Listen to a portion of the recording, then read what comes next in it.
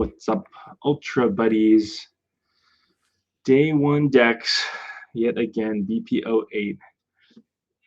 It was a little weird to make these decks, thinking about boost and everything coming, but I'm excited. I'm excited. I think putting together some of these deck ideas definitely got me excited to play again.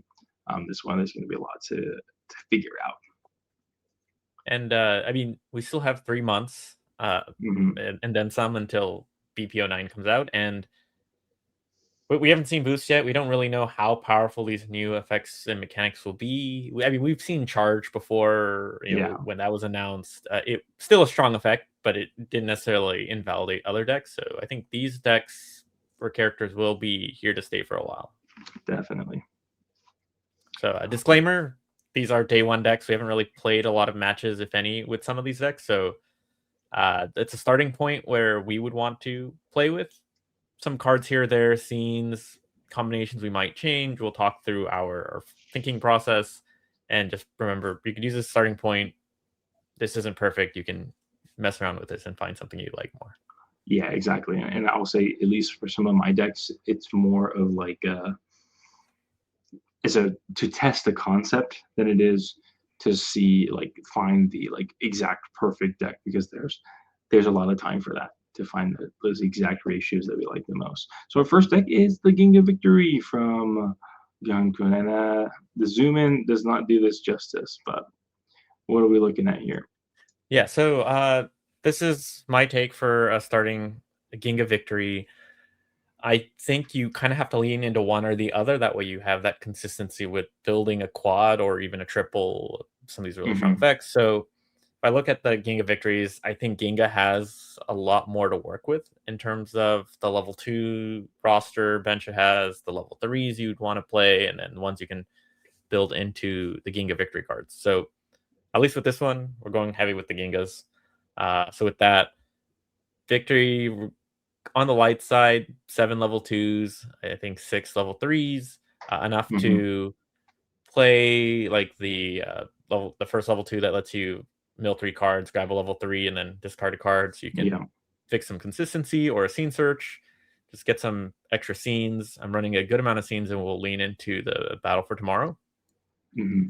And really, I think what I'm thinking with this deck is just, if you can get to a quad, that'd be great. Get some extra cards and draw along the Hmm. way. Otherwise, you're playing your typical Ginga 2/3s or your Victory 2/3s, things that are really strong doubles. Maybe one Hmm. of them, if you miss, like we have the 14k double Gingas, you put the level 4 on top of it. And you're just playing into a really big uh, battle for tomorrow turn with the 17k Gingas. You usually can take lead turn 3, depending on the deck Yeah. matchups. And once you've got that scene out, you're pretty much all these 2/3s you've placed throughout the board. One of them is bound to already be losing. You pop the bottom of that, and then you're hopefully building 20Ks and 17Ks, and your opponent can't Yeah. keep up with that in lanes 4 and 5. That makes sense. I think it's a good. I think it's a good concept, especially because, like, this is kind of like the Ginga Victory style that we've known, um, which is like playing strong doubles. I think you go, like, basically taking that idea to the extreme, right? Yep.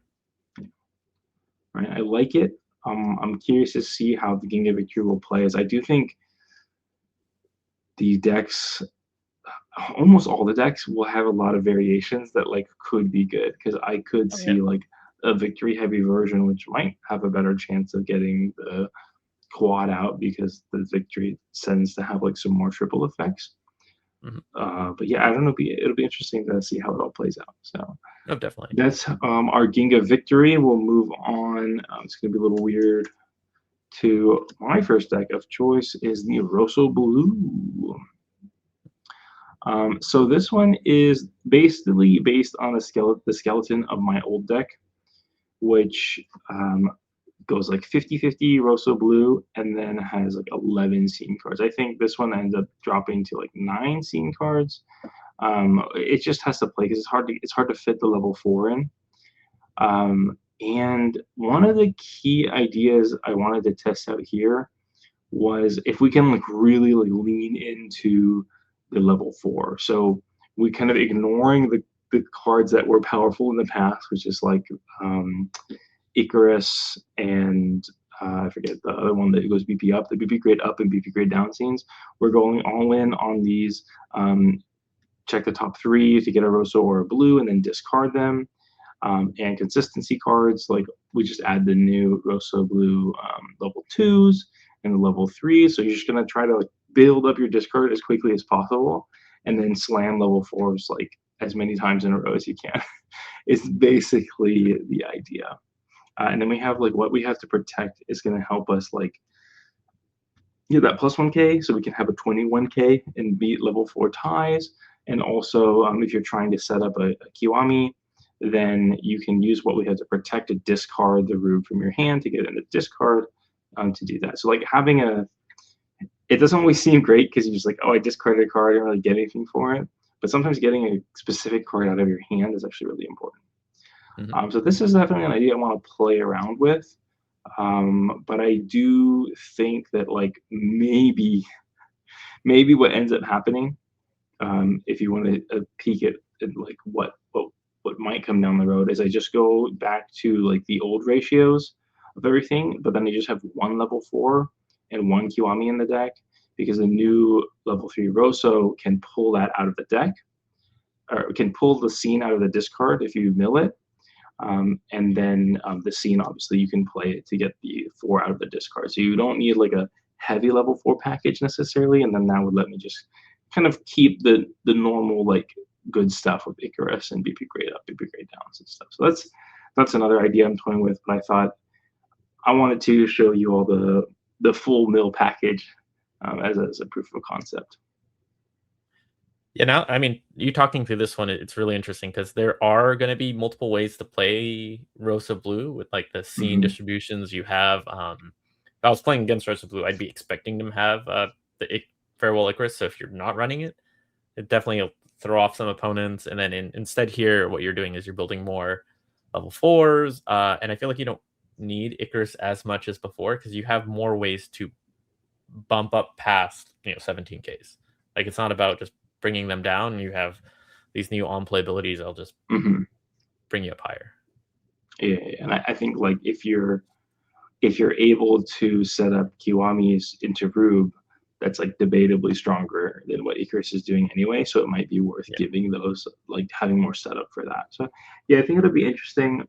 One other thing that I thought was really strong with Rosso Blue in the past was the vanillas were actually really strong.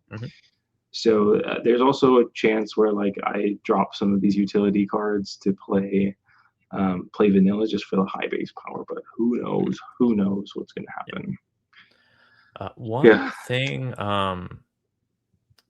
I was just thinking about with this is with the rule clarifications for how level 4s work. It is going to be interesting that like the new blue on play effect. You can only like it has to be a Rosso route. You can't just a Rosso make anything Rosso. So it's something to keep in mind. Yeah, so just for clarification for people who may not be in the know, when you play a level 4 that has multiple names like Rube or Giga Victory on top of a certain stack, it like inherits the name from underneath it. So if you play Rube over a blue stack, it is considered a blue. It's not considered Rube anymore. It's not considered Rosso. That like a line where it can be considered anything only matters like for picking up cards from the deck, basically when it's not on the field. So that also means that we're not considering the Rossos and Blues that do alternating anymore, because this Rube doesn't actually fix anything for that kind of playstyle, which we initially thought it might. Yeah. All right, let's go to Gonkun's second deck. All right, here's a lot of cards because it's using 5 king. That bottom left, Tartarus, that's a 2 of, by the way, in case someone's wondering for that one later. So I wanted to think about what really works here. And I feel like Tartarus, like that on play level 7 as a triple can be like a game ender, where if you can discard 4 cards in hand, that's like 2 PB grade up or downs. Like you just need to win one other lane, and that's a pretty strong win condition. Yeah. And kaiju decks typically have a good amount of cards in hand, depending on how you play it, how much you draw. It's going to be tight, depending on how late the game goes. Yeah. But if you're very conservative, where you have one triple and then everything else is pretty much a single, you should end up having enough cards to discard 4. Yeah. 6 or yeah, I think so. I probably do the math to figure out how many draw effects you Mhm. need to hit. But anyways, I think with this then, I'm trying to optimize for really strong singles, and this Mhm. is going to be 5 king. So 5 king, if you like the level 5 Tardos, you get 2 cards in discard at least. You get some from the level 6. The scene gets a couple more. The level 7 actually puts a bunch of things in discard, so you can just leave some 5 kings dormant, and then when you're doing your big combo play and you discard 4 cards, so that might be 4 names there. Yeah. You can kind of So spook someone. So you just need to stall the game until you have this set up, which 5 kings I don't think really stall the game. That'll be really how you close it. But Mhm. promo Zeton or the anti-BP grade up Zetons, these are great ways to stall the game. If you know you're playing against a Gang of Victory, you line up your Zeton right, or you playing against Mhm. a mono deck, you put promo Zeton in the right place. That will stall the game for at least an additional turn if you hit it. Same thing. We have Curiloid if you're going against a Tiga, plop Mhm. one of those down, you stall the game. Zomera if you're going against Omega or Trigger Dark. The Tai Metron, another card that will just stall the game, and then you're just hoping you draw and stall the game until you hit your triple Tartaros. And then stuff like Mephisto, like plus 1,000 or minus 1,000. Mhm. Again, just flip enough ties that way when you play your super combo, you're ready to end the game. Yeah, I really like the idea. That's like I actually really want to try this deck too. It seems like a lot of fun. I like what you're doing with like. I mean, 5 king. I think we both had thought it was like that's probably like one of the best ways to go. I like the Mephisto because it gives you an extra draw. Yeah. Because I think I'd have to do the math again, but I think I did the Yeah. math. You actually need 2 draws to like hit a 4 pretty consistent, a 4 discard consistently or something Yeah. like that. When you might want to, but Yeah. I'd have to Well, do okay, it. I so have to do it. Have to do it all over again. 6 I cards, do like 3, this 4. idea that Yeah, you that need 1 draw. Uh, you can kind of set up the 5 kings. I think the most interesting thing about Tartarus for me, and which I'd like to see maybe it evolve a little bit more, is that not many decks can play like there's that's for the example Zeton decks. Like it's a really good hard counter deck and stuff. But like the reason it kind of works because Zeton is like a 14K by itself, and you have Belial to support it.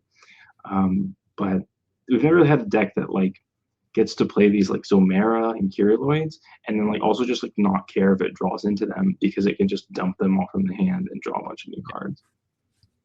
So I'd love to like. I feel like that's the kind of part of it that I want to explore a little bit more. Like maybe just like, maybe like the Tartarus part is like okay, but if we can like hard counter a hard counter play Yeah. style would be kind of interesting too. But yeah, looks like a good build. Everything makes a lot of sense to me. The more I look at this, like it definitely needs that tuning, because if you Yeah, play any doubles, then you're 1 card farther away from your wombo combo play, yeah. and like that double Bolton might end up causing issues. Maybe I need to lean more into level 5 Mephisto, something to just Mm-hmm. get some extra cards, because yeah, I think with the math you definitely need at least 1 card draw minimum. Yeah. I And then think everything has you to be for sure single. need 1 card, and then the longer the game goes, and if you're making doubles, it gets harder and harder. Yeah. Um, So this deck is all singles other than your main play. If you can get yeah, a Scene Surge, maybe throw in a draw Zeton. That might be part of yeah, it yeah, too. we could throw in draws at tons or something. I think there's probably a play pattern too, where you like play 1 Tartarus and then discard 3 and then draw 3, and then you're able to build the next one the next turn, and that's when you go for the 4. That's true. Mm-hmm. Cool. I'm excited to see the Tartarus in action. And you can't appreciate it when the tiny card, but the card looks fantastic too. Oh yeah. All right, let's go to my next deck is the Orc. This one is all over the place. Orc is all over the place. Let's just get that out of the water. So I did want to try to take advantage of the level 4. I feel like that's kind of like the iconic card of this set. And so to do that, we want to have like as many arc armor names as possible. So we have the Solus armors, the Luna armor, the Saturn armor, and the Galaxy armor arcs. And then I found out that you can have a mini Keel art package with the Scene Searcher is a Galaxy armor, and then we have the Solus and the Luna as well. So we get 7 different names that we can get in our discard to have the level 4. Because we have Wandering Future, we can just like mill our deck like crazy, and then just pick it up, pick the level 4 up whenever we need it with the BP01 arc. And then to give us like a super wombo combo play, we have the new Keel arc scene, which is if you have a decrease on your opponent, then you can BP grade up another one of your lanes, which is pretty nice.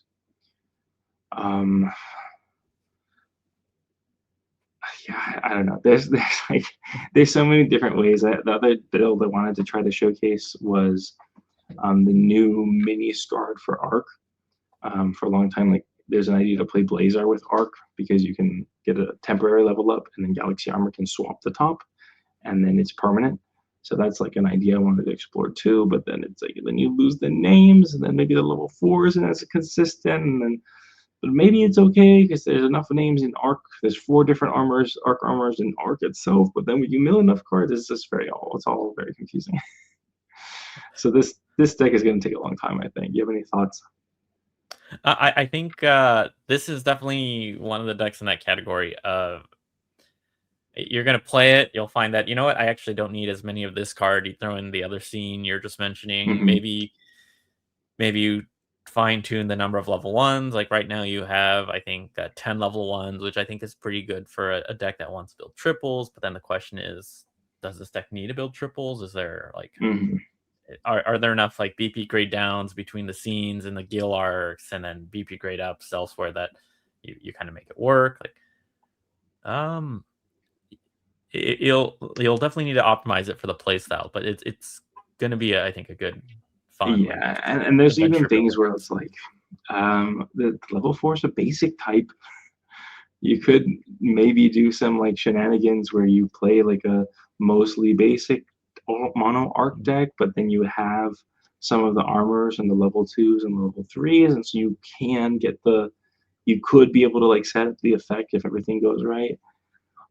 So that's a possibility. I would say the one thing I want to call out for this deck list in particular is there's no arc Scene Searcher because it's not an armor. And I decided not to include it because I wanted to maximize like the amount of armors that I get. And then like you also have the Galaxer over the top, which I was like, I feel like I value this a little bit more than getting the Scene Search. And I just want to like maximize the number of armors. But if you go mono arc, then maybe you can kind of fit everything in. It's all going to be very confusing, and I'm going to be sad to take. I really don't want to take apart the Dyna arc. I think. So the new scene, this one, it's if you have a BP grade down, you give a BP grade up. Was that how that one worked? I forget. So maybe there's a version where you actually play fewer level 1s because you have access to grade ups.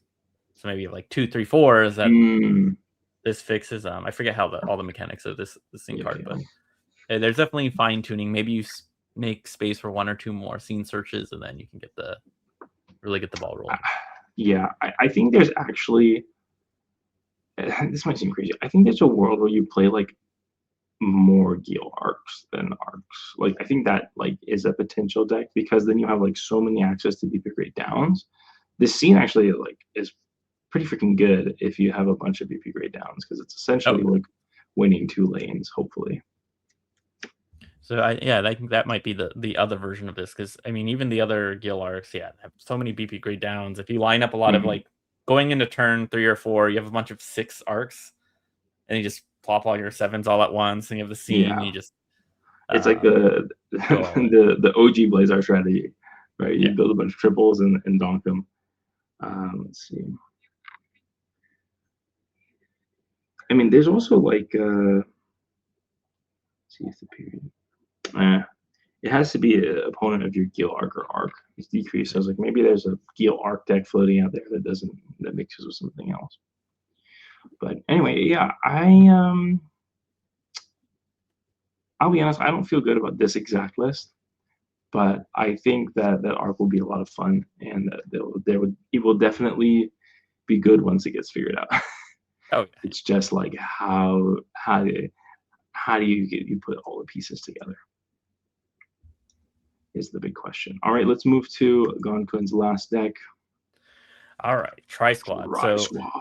I think this is, to me, a lot easier deck to build in terms of deck building. There's a lot less variety, I think, with like open slots, and I'll talk about where I think you could like consider swapping things out. Okay. But when you think about Tri Squad, there's a good chunk of it's already fixed. You're going to maximize your level 1s of all 3 types. Those get BP grade ups when you have other types, great effects, your draws. And then your level 3s, you're maxing out on all of those across all of them. At least definitely for Titus and Fuma, I think I could make a case where I might move around some of the numbers of the Taiga level 3s to try out some of the uncommons that like double that becomes a 16k, or maybe squeeze in more scenes, or throw in another character maybe. And then level 4s, you're kind of also, if not 4, you're probably running 3 to build as many of these quads. So I think from there, then the biggest variety is your level 2s. So this kind of goes into, I think, something you had mentioned before, where this is running a lot of utility level 2s, as opposed to just flat out like 10k level 2s that might just outright win things. So both of the Titus and Fuma level 2s are, you reveal 3 cards, and if you hit the other 2, you draw a card.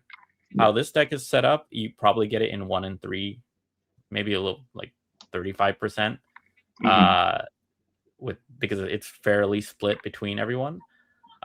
Which for some people, they're not going to be happy because you're gonna miss this quite a bit. But how I'm looking at it is, if you hit your quad, you're going to draw a ton of cards to your set. Or if you don't have your quad and you hit one of these guys, and then you have a 30% chance. You just need one of those things to like line up, and then you'll be pretty good state. So I'll take those odds.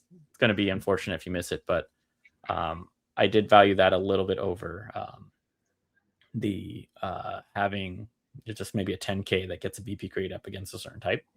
I think the scenes, again, I went pretty minimal to maximize my odds for those level 2s. I think 3 scenes. Level 1 activates if you, with how you play this deck, you probably want to be very aggressive early on to try and rush to building quads. So it's very easy to get a round 1 scene out. And then that plus 1000 is always helpful. The round 3 scene is just another scene that you hit it, you have a BP grade up somewhere, and they play a weaker level 3, or sorry, lane 3 or something that lets you take it, or you clear a scene. Doesn't hurt to have, but I think the main focus is rushing quads, drawing a ton of cards, and then using your Titus Fuma effects for just staying in the game. Yeah, it makes a lot of sense. I think the card that I feel like the card I'm most questionable about is the Photon Earth. But I think it'll depend on, we just have to play it and kind of figure things out. Photon Earth is nice when you play it. Like it's still an 18, 19, or sorry, it's always an 18. Like it's always going to be plus 1000. So it could be a 18, 19k. Like that bump is always nice for making sure you don't accidentally lose a turn 3 because they played like something that gives a plus 2000. It's but if I would run 4 of them, this is where if I swap them into some other vanilla Titus Fumas, I get a better balance of my characters. Or like the other Taigas that maybe are a stronger double. So I do think that is one of the cards I'd consider cutting 1 or 2 of to make some space. But I think for a day 0 or day 1 deck, I think you could start with this and figure out. Yeah, it definitely looks like a good solid point to start with. So good deal. And we'll go to our last deck now. Is the Tregear. So I decided to combine it with Zeton because the Trigger scene, if y'all don't know, lets you take a kaiju from your discard area, put it on top of your deck, which combos perfectly with the Zeton triple rare, which looks at the top right of your deck and copies power from one that you see there. So you can put a Zeton with 20,000 power on top of your deck, then use the triple rare to just guarantee that 20k as opposed to trying to gamble on it a little bit. So we did. I try to go like all the good Zeton cards and then like a reasonable setup for the Tregears, which is a little tough because this deck doesn't have as much draw or filtering as you might want compared to other decks. But like if you don't get the level 5 Tregear, you can't build a triple Tregear, then that like feels pretty bad. But I do think it could be pretty freaking strong because Tregear is going to be able to boost the Zeton's doubles, like 14s to 16s. And then like if you discard one of this 6 and 7, also if you discard them, the Tregear effect is another plus 1,000. So that can actually pump your like double 14s to the 17 area, which is really, really strong. Wait, does it give any character plus 1,000 or just Tregears plus 1,000? It gives any characters from what I remember. Yeah, so that's like one of the nice things where like in general, I think Tregear is like really solid as part of any kaiju deck, because the kaiju decks haven't really had this like, oh, let's boost past 17, let's boost past 18 before. Like that was one of the biggest weaknesses of Belial. So maybe there's a version where you play like Tregear Belial, and then you also have like a lot more cards to work with in terms of like Belial's grab 3, level 5, and things like that help you set up the triple easier. But I think there may be another version of this where we just like reduce the Tregears to like a super minimal, just enough to be like, I've got a Tregear, so I can play the scene. And when I play the scene, I'm going to get my Zetons. Maybe I'm going to get my Zetons in hand. Maybe I'm going to set them up on the top of the deck to blast you with a 20k. And we'll see. So I think this could be a fun way to start just trying out the Tregear deck. I mean, the synergy here is pretty crazy. And I think that's pretty much that is it. That's all our decks. The Tregear, Arc, Ursa Blue, Tri-Squad, Tartarus 5 King, and Ginga Victory. So let us know what you think about these decks. Which one are you going to build? And how far off do you think we got? I guess I think I'll be completely honest, I don't know that you'll see any of the decks that I showed card for card in matches. I think by the time we're recording, we might adjust some things, but we'll probably use these as a template just to get started, and then yeah, for sure. I have too many level 2 victories or something. Maybe I'll throw in some more. I still like Battle for Dreams, but it conflicts with Battle for Tomorrow, and it depends on how you like play your deck. So yeah, I do think that's one of those things where like, oh, maybe one style of Ginga Victory is better with Battle for Tomorrow, but another style is better for Battle for Dreams. It's all going to be confusing, but you'll be here watching us be confused and figuring it out. And we'll see you in the next one. Bye.